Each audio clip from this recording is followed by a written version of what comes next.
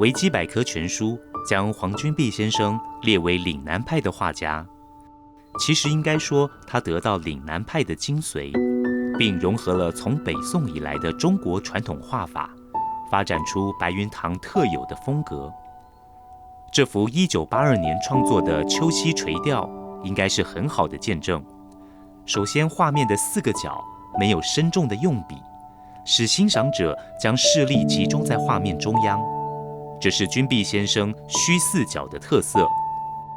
他的山水作品大部分都是虚4角，这种朝中央深远的一个消失点构图法，使画面的力量集中，表现极好的景深。其次，看这幅画上的皴法，当岭南派画家高剑父、高奇峰等因为留学日本，受到竹内七凤等圆山4条画派影响，常用飞白破风笔触表现时，黄君璧先生则以北宋范宽的中锋轮廓，结合南宋马远、夏圭的侧锋斧劈皴和马牙皴笔法，加上他对明末时期浑厚华姿的深入体悟，所以既得北宗的古法，又能表现南宗的厚重。这幅画上正呈现了他的多种用笔，由前景边缘的披麻皴，到右边山石的马牙皴、小斧皴，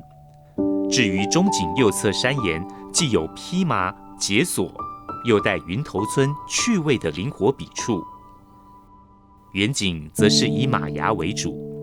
当许多国画家通幅只用一种皴法时，黄君璧先生却能将几种不同皴法巧妙地结合在一张画上。这应该得力于他深厚的写生基础和对地质的观察。在白云堂画论画法、黄君璧绘述、刘墉编写中，可以见到许多写生稿，有时以水墨，有时以钢笔、铅笔，连各种人物也都细细写生。再看这张画上的树木，也是以写生为基础，表面用了文人画符号、介字点、胡椒点、台点和夹页，在君璧先生的笔下，却找回了符号原有的精神。它们不再是死板的符号，而是蓊郁葳蕤的树木。对于设色，也可以看出君璧先生的匠心。为了拉开层次，他以赭石、花青、水绿交错运用，前景的花青寒色正好与中景的赭红暖色对比，垂钓者上衣的花青和旁边山岩的赭石正好与虚空缥缈的远景拉开，再加上前景的红树夹叶染了厚重的朱砂，为画面提神。所谓用笔难，用色难，用水尤难。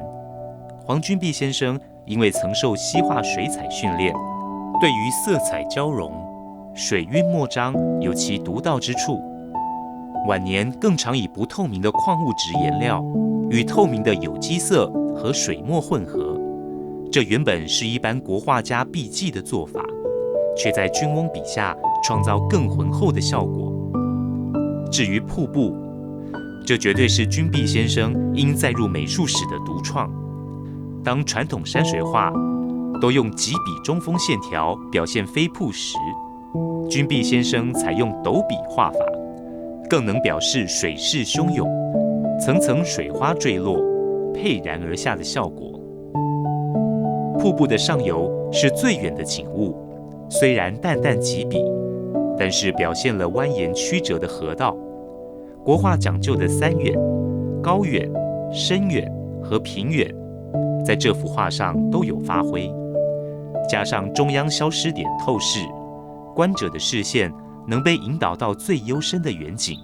越发令人悠然神往。白云堂的白云当然更是一绝，前面含烟的水面，远天厚重的云雾，和右上角淡出的处理，加上前景中锋厚实又灵活的水纹，由虚而实，又由实而虚，创造了这幅有声有色、有静有动，既有气势又见幽情的山水杰作。我和黄君璧大师是多年的好朋友。从长流画廊开幕以后，因为他很爱收藏古画，所以经常到画廊来寻宝。这幅秋溪垂钓是他满意的作品，我点头说喜欢，他当场就提上我的名字送给我了。黄君璧老师和家父黄欧波也是同道的老友，他曾经写了一副对联送给父亲，所以我们也算是两代交情了。